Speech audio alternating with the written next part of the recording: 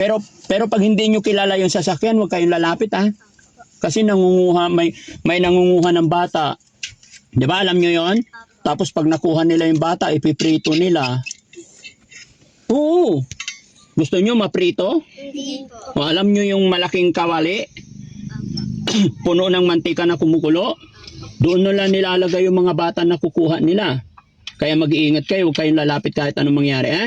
Bibigyan ko kayo ng pambaon, ha? Ito dun sa mic. Hello? Ba't kumakaway kayo? Sinong kinakawayan nyo? Kayo po. Sino? Kayo po. Sino ako? Daddy Frankie. Ay, Daddy Frankie. Anong grade na kayo? 5 po ako. Ikaw? 5. Ikaw po. 4 po silang dalawa. Ay, bakit mas mataas ka na? Panganay ka? Ano kayo, magkakapatid? Hindi po. Ano? Kakaibigan Ay, magkakaibigan. Nilalakad nyo lang? po. Malayo school nyo? Hindi po, dyan lang po. Saan ang bahay nyo? Doon po. Anong pangalan mo? Girlie. Curlin. Ikaw? William. Willian. Ikaw naman? Grisha po. Grisha. Oh, Willian, anong gusto mo paglaki? Doctor. Doktor. Ikaw naman ate? Magka-pilot naman po kami. Ha? Doctor. Doktor ka rin. Ikaw? Doctor. Alagot, doktor. Pabutin nyo pag-aaral nyo, ha? Apo.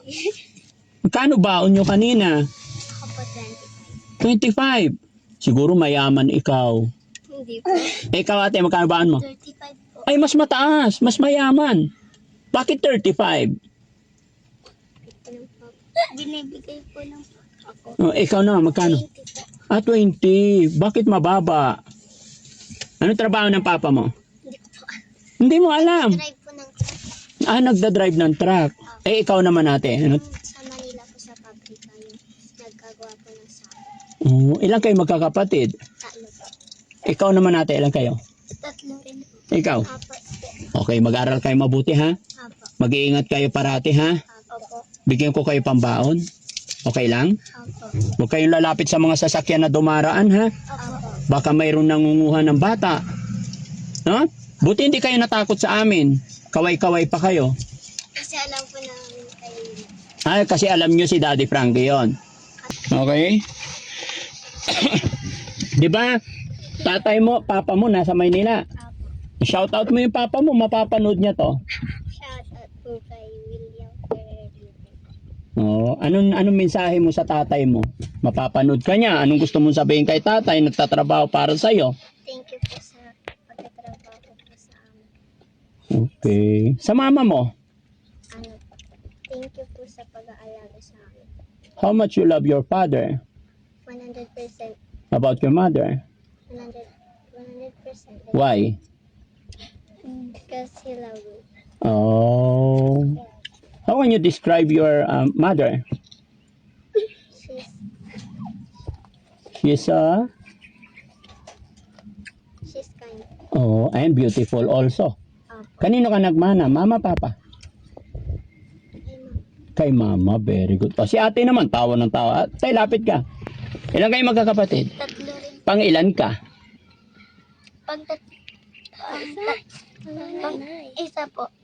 Anong pang isa? Ikaw panganay? Apo. Oh, very good. O, anong mensahe mo sa mga kapatid mo?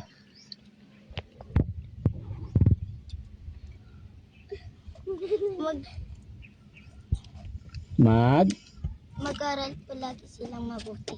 Tsaka lagi kayo magpipray ha? Nagpipray ba kayo kay Papa Jesus? Apo. Very good. Ikaw ate, paano ka mag-pray? Sige nga, gusto kong marinig paano ka mag-pray kay Papa Jesus? Sige na. O sige.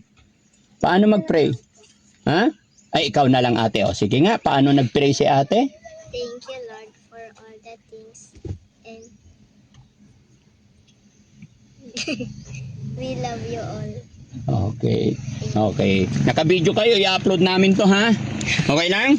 Okay. Bibigyan ko kayo ng tagpa 500. Okay? Ano sasabihin? Thank you po. Oh, mga anak, mayroon lang ako sasabihin sa inyo. Yun, actually, narinig ko naman sa inyo, lagi lang tayong magpapasalamat kay God, ha? Ano man ang mga pangarap ninyo, go lang. Magpapakabait kayo, maging mabuting bata. Laging makinig kay nanay, kay tatay. Bye-bye!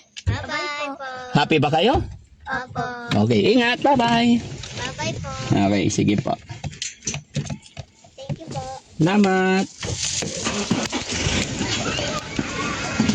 Yun. Kababayan, mga kabarangay, no? Mga batang masayahin na daanan namin dito sa bundok. Habang kami paparaan, nakita ko kasi na magkasunod yung sasakyan namin. Nauna lang yung isa. Talagang kaway ng kaway, hindi sila magkandamayaw. Kaya binigyan natin sila ng payo konti. Kasi alam nyo naman, hindi po pare-parehas ang panahon. Lalo na sa edad nila, maliliit pa. Pinayuhan natin sila na huwag basta-basta lumapit. Pero sabi naman nila, aware naman po sila mga kababayan na kaya lang sila masaya or nagkakaway dahil alam daw nila na si Daddy Frankie yung nasa loob. Kaya pinayuan natin sila. Kaya sa mga kabataan, mga anak natin, mga nanay, tatay, lagi natin silang bibilinan yung mga anak natin na mag-iingat, lalo na sa pagmalayo ang school, no? Maraming salamat mga kababayan, at syempre shout out sa magulang ng 3 bata na na-meet ng Team Daddy Frankie. Maraming salamat. God bless po. Bye-bye.